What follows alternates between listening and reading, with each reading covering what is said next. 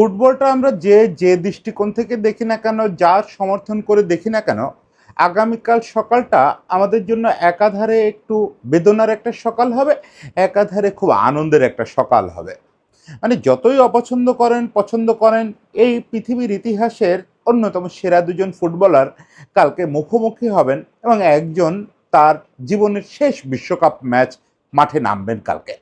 কে সেটা আমরা আগে থেকে বলতে পারি না, তবে সেই মহান দুজন ফুটবলার ক্রিস্টিয়ানো রোনালদো আর লুকা মদ্রিচ দীর্ঘদিনের সতীর্থ এবং আধুনিক ফুটবলের দুইজন এমন লেজেন্ড যে দুটো খেলার মাঠের দুটো অংশকে তারা আসলে একটা নতুন রূপ দিচ্ছেন। ক্রিস্টিয়ানো রোনালদো যে মাত্রায় নিয়ে গেছেন তার খেলাটাকে, হয়তো লুকা মদ্রিচ তারকা খ্যাতি সাফল্যের দিক থেকে ওই জায়গাটায় পৌঁছাতে পারে নাই, কিন্তু মিডফিল্ডে যে শিল্পটা লুকা মদ্রিচ তৈরি করছেন তাও জেনারেশনাল গ্রেট বলা তাকে অবশ্যই দরকার। অবশ্যই গ্রেটেস্ট মিডফিল্ডারদের একজন ইতিহাস খুঁজলে। আর ক্রিস্টিয়ানো রোনালদো তার লড়াইটা তো সর্বকালের সেরা ফুটবলারদের সঙ্গে। ফলে এরকম দুজন গ্রেট মানুষ, একজন 40 একজন 41-এ কালকে ম্যাচ খেলতে নামবেন, নকআউট পর্বের ম্যাচ, দুজন মুখোমুখি হবেন, একজনকে তো বিদায় নিতেই হবে এবং এরপরে আবার তারা বিশ্বকাপ মঞ্চে কেউ ফেরত আসবেন যিনি কালকে বিদায় নেবেন, এই চিন্তা করা খুবই অবাস্তব ব্যাপার। ফলে দুজনের একজনের কালকে শেষ ম্যাচ, একটা সম্রাটের পতন দেখব, আরেকটা সম্রাটের আমরা অগ্রগামিতা দেখব, যে স্বপ্নের পথে আরেকটু আগায় যাবেন, সে আনন্দের একটা ব্যাপার আছে। আর এই দুইজনের দলটা কালকে মুখোমুখি হওয়াটা খুব প্রতীকী একটা ব্যাপার হবে। এটা অনেকটা সেকেলে জমিদার বনাম আধুনিক শিল্পপতি পরিবার গোষ্ঠী এটার মুখোমুখি হওয়ার মতো। লুকা মদ্রিচের ক্রোয়েশিয়া একসময় বিশ্বের সেরা মিডফিল্ড ছিল, বেশি দিন আগে না, এই 2018 বিশ্বকাপে, 22 বিশ্বকাপেও একটু ছায়া ছিল। এখন সেটা রীতিমতো ক্ষয় পেতে পেতে ইট পলেস্তারা সেই বিল্ডিংয়ের দোচে পড়ছে। এই সেকালের জমিদার। আর ক্রিস্টিয়ানো রোনালদো মানুষটা সেকালের, ওই 2006-এরই মানুষ, কিন্তু তাকে কেন্দ্র করে একটা শিল্পগোষ্ঠী তৈরি হয়েছে যেটা একবার আধুনিক ঝাঁ চকচকে কর্পোরেট শিল্পগোষ্ঠী। এই মুহূর্তে বিশ্বের সেরা মিডফিল্ড তার চারপাশে, মানে একটা ক্ষয়িষ্ণু মিডফিল্ডের একটা ইতিহাস, মিডফিল্ডের একটা ছায়া, তার সঙ্গে একালের সেরা মিডফিল্ডের লড়াই। এই লড়াইটা কালকে আসলে কেমন হতে যাচ্ছে? ক্রিস্টিয়ানো রোনালদো বনাম লুকা মদ্রিচ লড়াইটা, আবেগের লড়াইটা, বা দুটো মিডফিল্ড, দুই ঘরানার দুটো মিডফিল্ড, দুই লিগাসির দুটো মিডফিল্ডের লড়াইটা কেমন হতে যাচ্ছে, এইগুলো নিয়ে একটু আবেগের গল্প করি আজকে। বিশ্বকাপের মতো টুর্নামেন্ট নকআউট পর্ব শুরু হলেই আমার কাছে এটা একটা বেদনার অভিজ্ঞতা হয়। এটা আপনারা কিভাবে দেখেন জানি না, আমার ওই নিজের দলের যে দলটাকে সাপোর্ট করি তাদের সাফল্য ছাপায় বেদনাটা প্রতিদিন খুব নাড়া দেয়। কারণ নকআউট পর্ব শুরু হলে প্রতিদিন কোনো না কোনো স্বপ্ন ভঙ্গ এবং প্রত্যাশা ভঙ্গের গল্প এই দেখতে হয়, জানতে হয়। এবং নকআউট পর্ব পর্যন্ত যারা আসে সবাই তো দীর্ঘ একটা গল্পের ছাপ রাখতে রাখতে এখানে পৌঁছায়। কেউই তো হঠাৎ করে আকাশ থেকে পড়ে না, ওই কেপ ভার্দেও পড়ে না, পর্তুগাল ক্রোয়েশিয়ার তো প্রশ্নই আসে না। ফলে যখন স্বপ্নটা ভঙ্গ হয় তখন কষ্ট লাগে। সেখানে কালকের কষ্টটা হচ্ছে বিশ্ব ফুটবল ইতিহাসে যে কোনো একজন সম্রাটের বিদায়ের কষ্ট। হ্যাঁ, ক্রিস্টিয়ানো রোনালদো আর লুকা মদ্রিচকে ঠিক এক পাল্লায় তোলার কোনো সুযোগ নেই। ক্রিস্টিয়ানো রোনালদো মদ্রিচের চেয়ে অবশ্যই একটা দুটো ধাপ আগায় গেছেন গ্রেটনেসের জায়গায়। ক্রিস্টিয়ানো রোনালদোর ব্যক্তিগত অর্জন, তারপর দলীয় অর্জন, পর্তুগালকে নিয়ে তার অর্জন, এসব কিছুই তাকে পরিষ্কার আগায় দিছে। কিন্তু লুকা মদ্রিচকেও তো আপনি তুচ্ছ করতে পারবেন না, মানে দুজনের কম্পেয়ারটা অন্তত করতে পারেন। 200-র উপরে ম্যাচ তারা একসঙ্গে রিয়াল মাদ্রিদে খেলছে। আপনি চিন্তা করেন, বিশ্বের সর্বকালের অন্যতম সেরা মিডফিল্ডার সে কতগুলো ভুবনচেরা পাস দিছে, যে পাস থেকে সর্বকালের অন্যতম সেরা স্কোরার এবং সর্বকালের অন্যতম সেরা খেলোয়াড়টা গোলের পর গোল করছে। এই স্মৃতিটা কালকে বারবার ফিরে আসবে না? দুজন যখন টস করতে নামবেন, পরস্পরের ওই পতাকা বিনিময় করবেন, তখন ওই স্মৃতি বারবার ফিরে আসবে না? যখন ম্যাচটা শেষ হবে, যিনি মাথা নিচু করে এক প্রান্তে বসে থাকবেন যে আর হলো না, এতবার সেই 2006 সাল থেকে চেষ্টা করলাম, এবার এখান থেকেই চলে যেতে হচ্ছে বাড়িতে, খালি হাতেই যেতে হচ্ছে, বারবার খালি হাতে যাওয়ার অভিজ্ঞতা হচ্ছে, তার জন্য ওই বাকি জনের কষ্ট হবে না? বুকটা ফেটে যাবে না যে এতকাল তো একসঙ্গে কাটাইছি, এক টিম হোটেলে কাটাইছি, আজকে ওর স্বপ্নটা পূরণ হলো না? এই হচ্ছে নকআউট পর্বের একটা ডিলেমা। আপনি যখন দেখবেন আপনার দলটাও আনন্দে নাচতেছে, দেখবেন এক ফাঁকে ক্যামেরায় দেখা যাচ্ছে প্রান্তে কোথাও প্রতিপক্ষের খেলোয়াড়রা হতবিহ্বল হয়ে বসে আছে, ওটা ধাক্কা দেবে। কালকে সেই ধাক্কাটা কে খাবেন আমরা জানি না, তবে দুজনেরই পাওনা আছে। এই বিশ্বকাপ নামক জিনিসটার কাছে দুজনেরই পাওনা আছে। ক্রিস্টিয়ানো রোনালদোর কথা যদি বলি, ক্রিস্টিয়ানো রোনালদো তো পর্তুগালের ইতিহাসের সেরা খেলোয়াড়, পৃথিবীর ইতিহাসেরই তো অন্যতম সেরা খেলোয়াড়। ফলে তার এই বিশ্বকাপের কাছে অবশ্যই পাওনা আছে, ট্রফিটাই পাওনা আছে। এছাড়া তো পর্তুগালকে যা যা সম্ভব জিতে দিচ্ছেন, নেশনস লিগ জিতে দিচ্ছেন, ইউরো জিতে দিচ্ছেন, দীর্ঘকাল ধরে সেই 2006 সাল থেকে এই দলটার হয়ে লড়াই করে যাচ্ছেন। কিন্তু বিশ্বকাপ আসর তাকেও বিমুখ করছে, তিনিও এই জায়গাটায় খুব ভালো করতে পারেন নাই।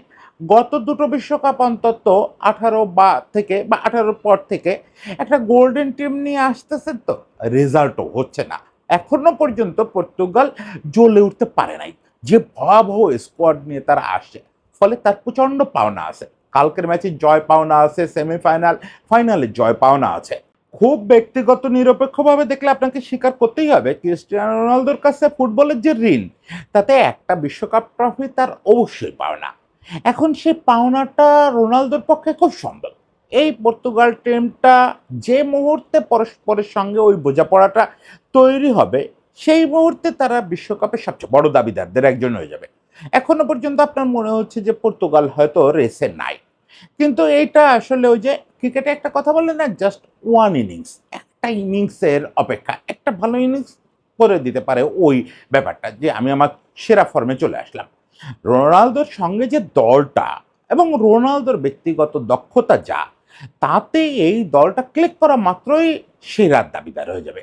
সেটা তো আমরা গ্রুপ পর্বের দ্বিতীয় ম্যাচটা দেখছি, একটা গ্লিমস দেখছি, যে যদি তারা পরস্পরের সঙ্গে বোঝাপড়া করতে পারে তাহলে কি হতে পারে, মুহূর্তের মধ্যে 5টা গোল করে ফেলতে পারে। এবং মানে মিডফিল্ডটা আপনি যদি দেখেন, কি ভয়ানক মিডফিল্ড, কি ভয়ানক কাভার, কি ভয়ানক উইং, সব কিছু তো ভয়ানক। এটা জ্বলে ওঠার সময়ের ব্যাপার। ফলে ক্রিস্টিয়ানো রোনালদো তার কাছে ফুটবলের যে ঋণ, সেই ঋণ এবছরই শোধ করার সেরা সময় এবং শেষ সময়। এবছর সেটা শোধ না হলে রোনালদো আর সেই সুযোগ পাচ্ছেন না। এখন ব্রুনো, ভিতিনহা বা বার্নার্দো সিলভা, এরা কালকে কতটা জ্বলে উঠবেন, কতটা রোনালদোর সঙ্গে তাদের বোঝাপড়া হবে, সেটা যদি হয় তাহলে কালকে আরেক ধাপ আগায় যাবে সেই পথে। এটা অনায়াসে সম্ভব, মানে খুবই সম্ভব, খুবই উচিত। এটা না হওয়ার তেমন কোনো কারণ নাই। না হলে সেটা আপসেট হবে। আপসেট শব্দটা শুনলে অনেকে শিউরে উঠতে পারেন যে ক্রোয়েশিয়ার জয় পর্তুগালের বিপক্ষে কিভাবে আপসেট হয়। আপাত বাস্তবতায় তাই।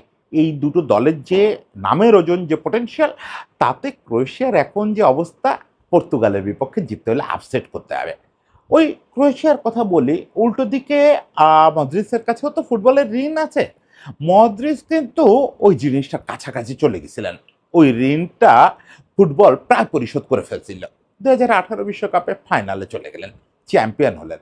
দুর্ভাগ্যচক্রে ফ্রান্সেরও সেই শুরু হলো ভুবন জয়ের অধ্যায়, সেই ফ্রান্সের সামনে পড়লো তো, তা নাহলে ও বছরই পরিশোধ হয়ে গেছিল। মদ্রিস আগেই ফেরত পাচ্ছিলেন পাওনাটা। কিন্তু দুর্ভাগ্যটাই এমন যে ওটাই তার শেষ সেরা সময় চলে গেছে, তার এবং তার দলের। মদ্রিসও তারপর থেকে ডিক্লাইনিং। ওই মদ্রিসকে রিয়াল মাদ্রিদেও আমরা আর পাই না, ওই সেই মদ্রিস। হ্যাঁ, তারপরেও বেশ কিছুদিন ওই মদ্রিস ছিলেন, এখনো মদ্রিসই ভরসা, কিন্তু ওই মদ্রিস তো আর নাই। আচ্ছা, মদ্রিস যদি থাকেনও, ওই মিডফিল্ড তো নাই। ওটা ছিল সে সময়ের ভুবনের সেরা মিডফিল্ড। ওই রাকিটিস, পেরিসিস, ওই যে মিডফিল্ড ইয়ের সঙ্গে, মদ্রিসের সঙ্গে, ওটা ভুবন জয় করার জন্যই আসছিল। এবং তারা সেটা খুব কাছাকাছি চলে গেছিল, খুব কাছাকাছি চলে গেছিল। দুর্ভাগ্য চক্রে জিনিসটা স্পর্শ করতে পারেন নাই, ওই যে সোনালী ট্রফি, ওটা স্পর্শ করতে পারেন নাই। বাস্তবতা বলে, গাণিতিক হিসাব বলে, এবার সে সম্ভাবনা শূন্যের কাছাকাছি। কালকেই যদি মিরাকল না ঘটে, আপসেট না ঘটে, তাহলে ওই মিডফিল্ড আর এই মিডফিল্ড এটা যখন মুখোমুখি হবে, তখন লড়াইটা আসলে ওই যে বলছি যে সেকালের জমিদার ভার্সেস একালের শিল্প গোষ্ঠীর লড়াই হবে। ও লড়াইয়ে জমিদার টিকতে পারার কথা না। আপনি যদি দুটো মিডফিল্ডকে ভাবেন, একটা মিডফিল্ড হচ্ছে নামে, অন পেপার একসময় বিশ্বের সেরা মিডফিল্ড ছিল, সেই মিডফিল্ডের ছায়াটা এবার বিশ্বকাপ খেলতে আসে। ওই মিডফিল্ডার আসছে তো এ পর্যন্ত মদ্রিচ একা, কোভাসিচ আছেন, সেই কোভাসিচও নাই, আর কোভাসিচ ওই মিডফিল্ডের মূল ক্যারেক্টারও ছিলেন না। আসলে ওই মিডফিল্ড, ক্রোয়েশিয়ার মিডফিল্ড এখন একটা অতীত ছায়া। তারা সবাই যার যার বাড়িতে এখন রেস্ট নিচ্ছে, হয়তো টিভিতে খেলা দেখবে। বিপরীতে আপনি যদি রোনালদোর টিমের দিকে তাকান, সেই মিডফিল্ডটা এই মুহূর্তে বিশ্বের সেরা মিডফিল্ড, কোনো সন্দেহ ছাড়া।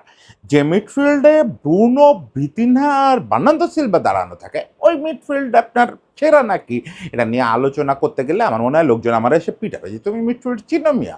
মিডফিল্ড অব্দি অবশ্যই বিশ্বের সেরা মিডফিল্ড এখন পর্তুগালের। ফলে ওই ছায়া মিডফিল্ডের সঙ্গে সেরা মিডফিল্ড, এটা একটা লড়াই হবে। আর সেই বাস্তবতা হচ্ছে দুই দলকে দুই প্রান্তে রাখছে। রোনালদো আর মদ্রিচের বয়সের বাস্তবতা একই, বিশ্বকাপ অভিজ্ঞতা একই।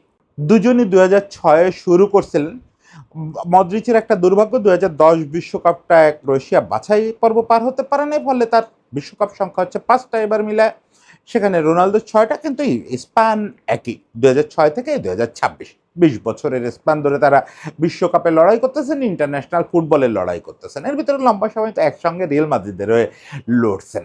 কিন্তু আজকে যখন দুজন মুখোমুখি হবেন, মদ্রিচেরটা তো বললাম যে তার চারপাশে একটা ভেঙে পড়া ইটের দালান, যেখানে পলেস্তারা ধসে পড়ছে, সিমেন্ট খুঁজে পাওয়া যাচ্ছে না, ইটগুলো বর্ণহীন।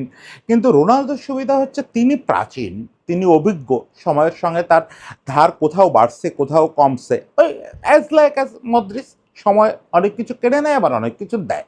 কিন্তু তার সুবিধা হচ্ছে তার চারপাশে আবার গোল্ডেন জেনারেশন তৈরি হয়ে উঠছে। যখন রোনালদো ছিলেন, মদ্রিচ ছিলেন, মদ্রিচের পাশে তখন গোল্ডেন জেনারেশন ছিল। কিন্তু যখন রোনালদো ছিলেন, তার পাশে গোল্ডেন জেনারেশন ছিল না। কিন্তু রোনালদোর আস্তে আস্তে বয়স কমে আসছে, আর তার সামনে সত্যিকারের একটা পর্তুগালের গোল্ডেন জেনারেশনের উত্থান হয়েছে। সেই গোল্ডেন জেনারেশনটা কিভাবে ইউজ হবে, কতটা ইউজ করা যাবে, তার উপর নির্ভর করতেছে পর্তুগাল কত দূর যাবে। তবে রিয়েলিটি এবং সব হিসাব বলে এই পর্তুগাল একটা মিনিটের ব্যাপার। যে মুহূর্তে আমি মনে করি মূল ব্যাপারটা রবার্তো মার্তিনেস যে মুহূর্তে বুঝতে পারবেন তার এই টিমটাকে কি করতে হবে, সেটা তো আমরা এখানে বসে বলতে পারবো না। এই টিমটা কি করলে তার পোটেনশিয়ালের 50% খেলতে পারবে বিশ্বকাপে, সেই মুহূর্তে, সেই 1 মিনিটের ব্যবধানে পর্তুগাল এবার বিশ্বকাপে হট ফেভারিট হয়ে যাবে। মানে হট ফেভারিট মানে আমাকে ট্রফি দিতে হবে, এই টাইপের খেলা খেলবে তারা, উড়ে যাবে যে কোনো প্রতিপক্ষ। সেখানে ক্রোয়েশিয়ার আসলে বিদায়টা যদি ফাইনাল পর্যন্ত যায়, সেটা খুবই অলৌকিক ব্যাপার হবে। প্রতিটা ম্যাচই এখন তাদেরকে খেলতে হবে বিদায় মেনে নিয়ে, যে না, সেই ক্রোয়েশিয়া আমরা নাই, এই রাউন্ডই হয়তো আমার শেষ, এই ম্যাচই হয়তো আমার শেষ। যাই হোক, ফুটবল নিয়ে এসব কথা বলার কোনো সুযোগ নাই। ফুটবল অনেক কিছু আমরা এপিটাফ লিখে ফেলছি, সেখান থেকে অনেক কিছু ফিরে আসে। রোনালদোরও তো এপিটাফ আমরা অনেক আগে লিখে ফেলছি, যে না, হবে না, এই পর্তুগালের সঙ্গে মানাচ্ছে না, এই পর্তুগাল দিয়ে হচ্ছে না রোনালদোরটা। আবার এটাও বলতেছি মদ্রিচ তার সেরা টিম হারায় ফেলছে, আবার ওই জায়গায় যেতে পারবে না 2018-র মতো। কোনোটাই সত্যি না। আসলে এইসব গ্রেটরা নিজেরা ইতিহাস লেখেন, নতুন করে লেখেন, নতুন করে বোঝান যে যা যা এর আগে শিখছো ওটা তো আমাদের কাউরে দেখে শিখছো, এবার আমাদের দেখে নতুন শেখো। এখন জানি না কালকে সকালে কে সেই নতুন শিক্ষাটা দিবেন। তবে শেষ পর্যন্ত দুজনের জন্যই আগে থেকে অসীম ভালোবাসা থাকবে। আমাকে লোকে পর্তুগাল হেটার বা রোনালদো হেটার বলে অনুমান করে, আমার ভেতরে একটা ইউরোপ বিদ্বেষ আছে, সত্যি কথা। সেটা একটু বায়াসনেস আছে, এটা আমি স্বীকার করি। কিন্তু রোনালদো কী জিনিস এটা তো বুঝি, বা তার প্রতিপক্ষ থাকুক বা না থাকুক, রোনালদো কী জিনিস এটা তো বুঝি। সেই জায়গা থেকে খুব প্রার্থনা করি রোনালদো যেন এরকম হতাশা নিয়ে শেষ না করেন। ওটা ফুটবলের জন্য খুব কষ্টের একটা ব্যাপার হবে। আজকে যখন চলমান ইতিহাসের মধ্যে বসে একজন মেসি সমর্থক হিসাবে, একজন আর্জেন্টিনা সমর্থক হিসাবে রোনালদোর ব্যর্থতা প্রার্থনা করি, ওটা আসলে সাময়িক একটা প্রার্থনা। কিন্তু 10 বছর পরে যদি সৌভাগ্য হয় বেঁচে থাকার, আর পেছন ফিরে দেখি যে 2026-এ শেষ সুযোগটাও রোনালদোর কোনো কারণে কাজে লাগে নাই, ওটা ফুটবলের ইতিহাসে লজ্জা হয়ে থেকে যাবে। ক্রুয়েফের জন্য যেরকম ফুটবল বিশ্বকাপটাই একটা বেদনার মধ্যে রয়ে গেছে, ক্রুয়েফের কোনো বেদনা নেই।